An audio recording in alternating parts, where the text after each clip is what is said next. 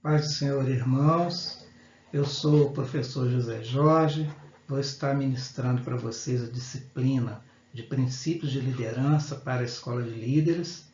E a primeira coisa que nós queremos falar para vocês é quando nós somos chamados para liderar alguma coisa, a gente normalmente fica muito inseguro e normalmente nós não temos muita certeza se temos condições de liderar.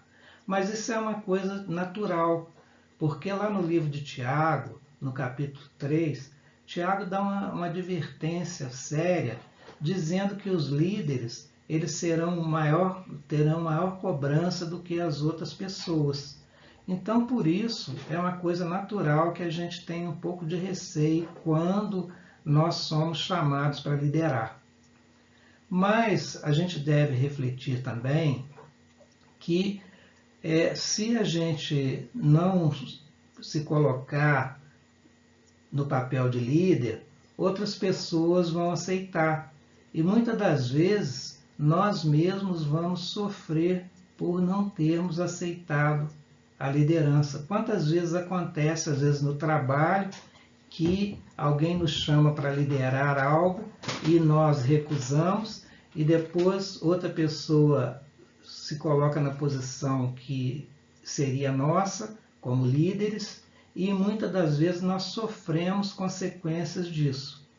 Lá no livro de Juízes, no capítulo 9, tem uma fábula que conta uma história dizendo que as árvores começaram a convidar para que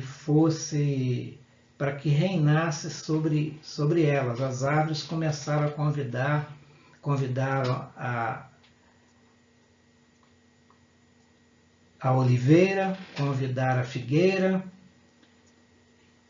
e a figueira não quis, a oliveira não quis, e por fim o espinheiro aceitou para reinar sobre as árvores. E quando o espinheiro aceitou, o espinheiro fez descer fogo do céu para queimar as árvores. Então mostra claramente essa passagem que quando nós não aceitamos o papel aquele para o qual nós fomos convidados, muitas das vezes nós mesmos sofremos as consequências. Nós vamos também falar sobre os tipos de chamada para a liderança eclesiástica. A chamada pode ser humana, pode ser própria ou pode ser divina. A chamada humana é aquela chamada que acontece quando uma outra pessoa nos convida porque é nosso amigo, porque gosta de nós, porque acha que a gente poderia fazer um bom papel, mas ela convida sem consultar a Deus.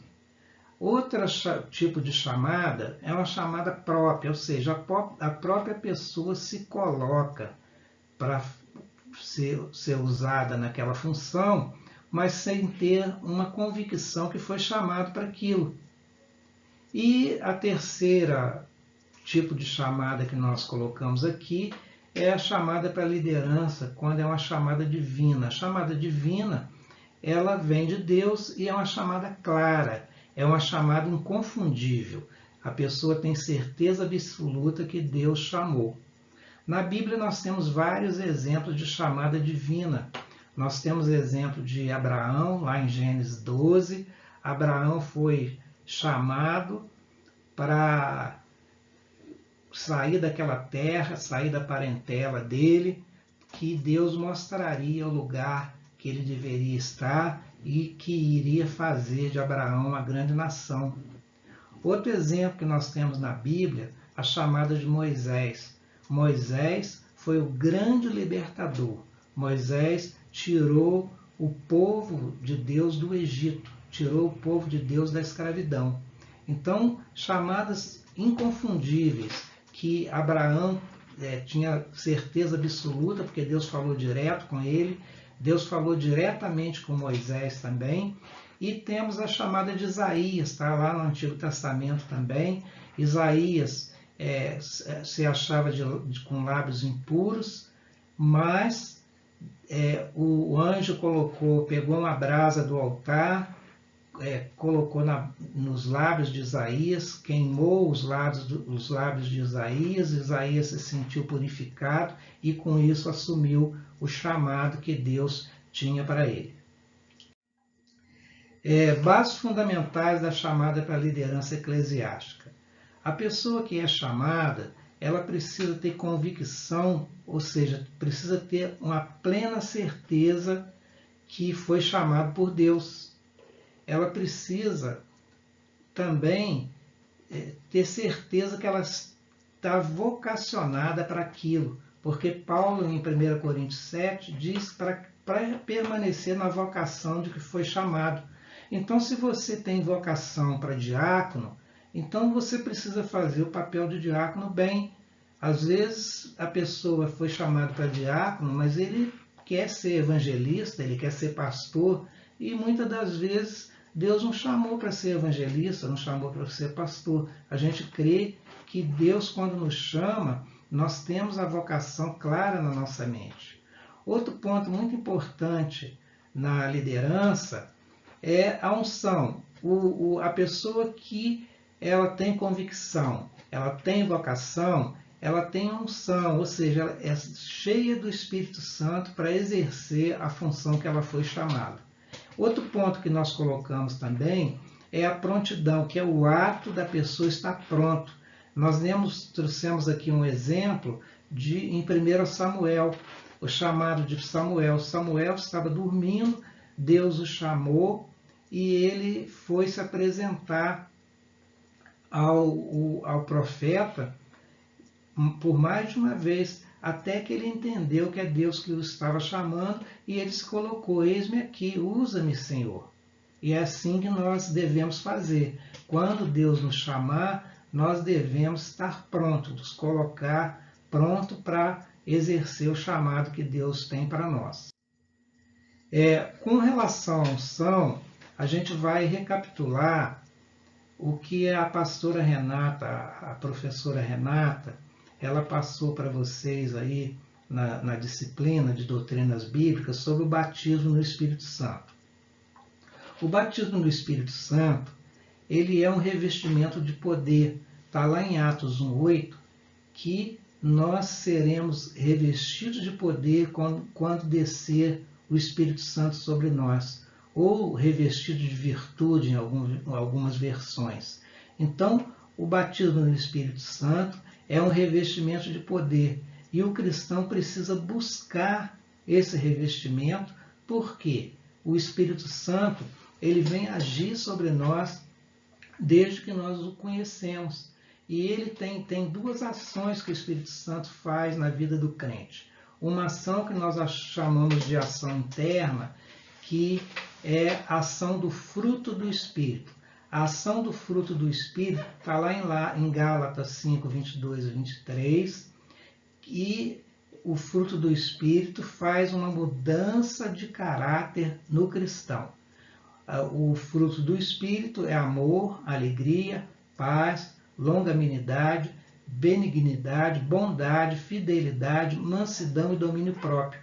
Então, quando o Espírito Santo vem habitar em nós, ele traz o fruto. Naturalmente que nós não vamos ter a plenitude do fruto no momento que nós recebemos Jesus, mas com o tempo o fruto do Espírito vai ficando evidente na nossa vida. Outro ponto que nós chamamos de ação externa são dons. O Espírito Santo, além do fruto, que é a ação interna para mudança de caráter, o Espírito Santo nos dá dons. E é com os dons que nós vamos que o Espírito Santo vai nos utilizar para abençoar outras pessoas. Por isso que nós chamamos de ação externa. O batismo no Espírito Santo, lá em Lucas 6, Jesus fala que basta pedir. Por quê? Deus, ele saberá dar o Espírito Santo àquele a quem pedir. Nós que somos imperfeitos, nós não damos as coisas que os nossos filhos nos pedem, muito mais o Senhor nos dará o Espírito Santo se nós pedirmos. Então, para que nós sejamos batizados no Espírito Santo, basta que nós peçamos a Deus. E o Espírito Santo, ele nos ensina todas as coisas. Então, quando nós vamos assumir a liderança, nós precisamos ter a unção do Espírito Santo. Nós precisamos estar cheios do Espírito Santo, porque, estando cheios do Espírito Santo, nós não vamos ter dificuldades para agir. Os dons que o Espírito Santo distribui são esses dons aí: palavra de sabedoria, palavra de conhecimento, discernimento de espírito, fé, cura, operação de milagre, profecia, diferentes tipos de língua, diferentes tipos de interpretação de línguas. Então, esses dons são distribuídos segundo a necessidade que o Espírito Santo vê. E, naturalmente, ninguém tem todos esses dons, porque a igreja é um corpo. Então, várias pessoas têm diferentes dons, porque um vai precisar do outro. Amém? Nós vamos passar agora a falar de uma recomendação muito interessante que Paulo, lá no livro de Timóteo, 1 Timóteo, na carta de primeira carta a Timóteo, Paulo passa para Timóteo, e ela é de suma importância para todo cristão. Primeiro ponto, está lá em 1 Coríntios 9, diz que o pastor ou pregador do Evangelho, ele deve viver para o Evangelho e do Evangelho. Então, é natural, é uma coisa normal de que o pastor que vive para o Evangelho, que vive só do Evangelho, que ele seja remunerado, ele precisa receber alguma coisa. Mas o diácono, ele normalmente, ele serve na igreja local, mas ele não vive somente para o serviço da igreja. Então, normalmente, o diácono não é remunerado. Então, esses conceitos, esses conselhos que Paulo passa para Timóteo, eles são o padrão desejável para todos os líderes das igrejas locais.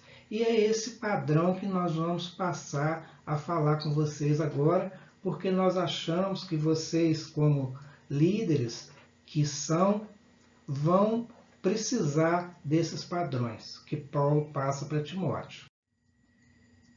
Em 1 Timóteo 3,1 diz que fiel é a palavra. Se alguém aspira ao episcopado, excelente obra almeja.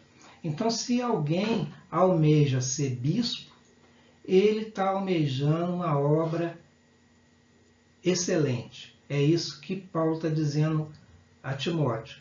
Essa palavra é uma palavra grega que se refere a uma pessoa que se encontra na posição de supervisionar uma congregação cristã. Em muitas passagens no Novo Testamento, as palavras gregas para bispo e para presbítero são usadas de forma alternada, ou seja, uma hora usa uma, outra hora usa outra, então é a mesma referência, ou seja, na época que Paulo estava aqui, que escreveu, chamar de bispo ou chamar de presbítero é a mesma coisa. Ou seja, o presbítero é um pastor, só que o bispo é um supervisor de pastor. É esse o entendimento que nós temos. Aqui em 1 Timóteo 3,2, Paulo diz: é necessário, portanto, que o bispo seja irrepreensível. A palavra bispo aqui poderia ser substituída por líder. Então, é necessário, portanto, que o líder seja irrepreensível, esposo de uma só mulher, temperante, sóbrio, modesto, hospitaleiro e apto para ensinar. O que significa isso? Irrepreensível. Alguém que não está sujeito à punição ou à repreensão. Alguém que mostre uma conduta cristã madura e consistente, que não dá margem para vir ser acusado de algum erro grave. No sentido literal de marido de uma mulher, é o tipo de homem de uma só mulher. É uma qualificação também para os diáconos e para todos os líderes. Sóbrio significa que sem bebida, lúcido significa ter controle do próprio corpo e da própria mente. Porque aquele que bebe, muitas das vezes ele não está lúcido, muitas das vezes ele não tem controle da sua mente, fala coisas que não deveria falar, faz coisas que não deveria fazer. Honesto significa que ele seja sincero e disciplinado. Hospitaleiro significa que recebe bem os estranhos. Então nós que somos líderes, nós precisamos ser hospitaleiros. Muitas das vezes, quando nós temos congressos aqui na igreja, nós temos mais de 130 igrejas e IPVs espalhadas aqui no Brasil e no mundo, e os irmãos vêm de fora. E muitas das vezes o bispo pede para que os irmãos acolham aqueles que vêm de fora em casa. Ou seja, pede que os irmãos sejam hospitaleiros. O líder precisa ser apto para ensinar, e que também poderia ser traduzido por qualificado para ensinar, ou que se dispõe a ensinar. Então, o líder precisa passar para os outros aquilo que ele sabe, aquilo que ele aprendeu. Nós temos algumas referências lá em 1 Timóteo 5, em 2 Timóteo 2, em Tito, que mostram algumas exigências para o presbítero, que são muito importantes depois vocês darem uma olhada. Em 1 Timóteo 3,3, diz que o líder não deve ser dado ao vinho, não espancador, não cobiçoso de torpe ganância, mas moderado, não contencioso e não avarento. Não dado a vinho significa não viciado em bebida alcoólica. Então, o líder, ele não deve beber. Ele não deve ser espancador, que muitas das vezes é traduzido por que não seja violento. Não cobiçoso e de torpe ganância, que não deve ter uma atitude egoísta em relação ao dinheiro e aos bens. O interesse maior dele não deve ser nessa área. Não contencioso significa que não discute, não é dado a discussões sem sentido, ele não cria problema, ele é qualificado como um homem pacífico. Então, o líder, o bispo, o presbítero, deve contender pela fé sem ser contencioso, ou seja, sem discussão. Não avarento significa literalmente que não ama o dinheiro. Está lá em 1 Timóteo 6, que o amor ao dinheiro é a fonte, é a origem de todos os males. Então, o Paulo exorta para que nós não nos deixemos ser levados por ganância. A ganância não pode ser, o dinheiro não pode ser a nossa prioridade. Amém? Em 1 Timóteo 3,4, Paulo fala que governe bem a própria casa, criando os filhos sob disciplina e com todo respeito. Governe aqui significa que ele se coloque diante da própria casa, ou que ele administre bem a própria casa. O presbítero deve administrar bem a própria família. Na casa do líder, o líder tem que saber de todas as coisas, e lá dentro da casa, todos têm que se submeter à palavra dele. Ele tem que saber administrar bem a família. Os filhos devem submeter à liderança com respeito e com modéstia. Então, os filhos precisam se submeter ao líder cristão. Em 1 Timóteo 3,5, ele fala o seguinte, Paulo fala: pois se alguém não sabe governar a própria casa, como cuidará da igreja de Deus? Então, se ele não governa bem a própria casa, como é que vai governar a igreja? Se um ministro for incapaz de governar a própria família, ele não terá o cuidado devido com a igreja. Então, quando Paulo passa de governar para ter cuidado, Paulo enfatiza o carinho que o presbítero ou líder precisa ter em função ao apacentar a igreja local. Cuidar da igreja não significa cuidar do prédio, não, gente. Cuidar da igreja significa cuidar das ovelhas do Senhor. Então, o presbítero precisa apacentar a igreja local. Em 1 Timóteo 3,6, Paulo diz assim: não seja neófito, ou seja, novato, para não suceder que se ensoberbeça, ou seja, que fique orgulhoso e que incorra na condenação do diabo. A condenação do diabo foi por causa do orgulho, da vaidade. Neófito significa novo, recém-plantado. O presbítero não deve ser um cristão novo, recém-convertido. A soberba é considerada como a condenação do diabo, está lá em Ezequiel 28. Então, as pessoas que são recém-convertidas, elas precisam amadurecer na fé para assumir cargo de liderança. Em 1 Timóteo 3,7, Paulo fala assim: convém também que tenham bom testemunho dos que estão de fora, para que não caia na afronta e no laço do diabo. Bom testemunho do presbítero significa que ele deve ter boa reputação na comunidade. Significa que quando ele vai fazer uma célula na casa dele, os vizinhos vão querer participar. Não é aquela casa que, quando é convidada para alguma coisa, o vizinho vai pensar duas vezes, fala assim: não, eu não vou lá não, vive cheio de briga, vive fazendo isso, fazendo aquilo. Então, ele tem que ter bom testemunho perante a comunidade. Não deve ser motivo para afronta ou insulto dos descrentes a ele. Ou seja, os descrentes, aqueles que não são crentes, precisam ter respeito, precisam ter admiração. O bom testemunho do presbítero evita o laço do diabo, ou seja, a cilada ou a armadilha que Satanás passa para a pessoa.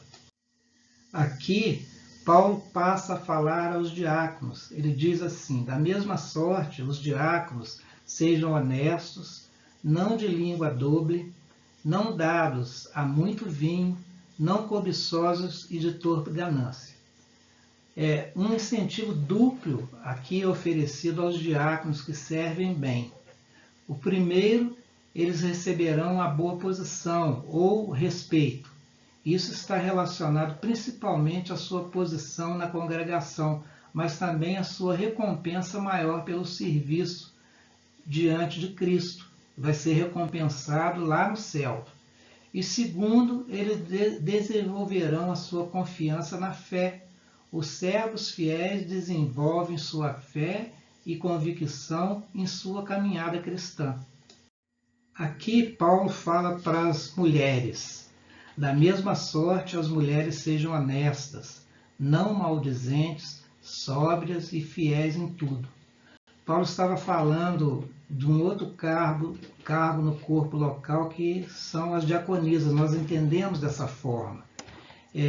Como aos diáconos, as mulheres deviam se dedicar ao serviço sob a liderança dos presbíteros. A mulher precisa falar com sabedoria e ensinar com amor. Está lá em Provérbios 31, que fala sobre a mulher sábia. Então, as mulheres, elas precisam ser honestas, elas não maldizentes, ou seja, não falar mal dos outros, precisam ser sóbrias, ou seja, prudentes, fiéis em tudo. É isso que Paulo fala para as mulheres. Agora, nos versículos finais, no versículo 12 e 13, do capítulo 3 de 1 Timóteo, ele diz assim: os diáconos sejam maridos de uma mulher e governem bem os seus filhos e suas próprias casas, porque Os que servirem bem como diáconos adquirirão para si uma boa posição e muita confiança na fé que há em Cristo Jesus. É um incentivo duplo que é oferecido aos diáconos que servem bem. Receberão uma boa posição, ou seja, respeito, e isso está relacionado principalmente à sua posição na congregação, uma recompensa pelo serviço no tribunal de Cristo. E eles vão desenvolver uma confiança na fé e vão ser uns servos fiéis que desenvolvem a fé numa caminhada cristã. Queridos, nós vamos dar um trabalho para vocês. Vocês têm uma apostila, na apostila tem a matéria de princípios de liderança. A apostila apresenta 12 princípios de liderança. Então, qual vai ser o trabalho? Vocês vão fazer uma síntese de cada princípio desses e vão apresentar esse princípio. Eu quero que essa apresentação seja manuscrita com a caligrafia boa, com a caligrafia decente, para que eu possa fazer a avaliação. Então, cada um vai fazer a sua síntese. Eu quero individual. Cada um faz a sua síntese e vai nos enviar através do grupo. Eu vou passar para o pastor Felipe. O pastor Felipe vai falar com vocês a forma que vocês vão me enviar essa avaliação. Então, a avaliação vai ser feita através da apostila. Vocês vão pegar a apostila de princípios de liderança. Essa apostila tem 12 princípios e vocês vão fazer uma síntese de cada um desses princípios e vão colocar num papel manuscrito. Pode ser um papel almaço, pode ser numa folha 4, pode ser numa folha de caderno, mas de forma que seja legível para que eu possa corrigir. Então esse vai ser o trabalho de vocês, amém?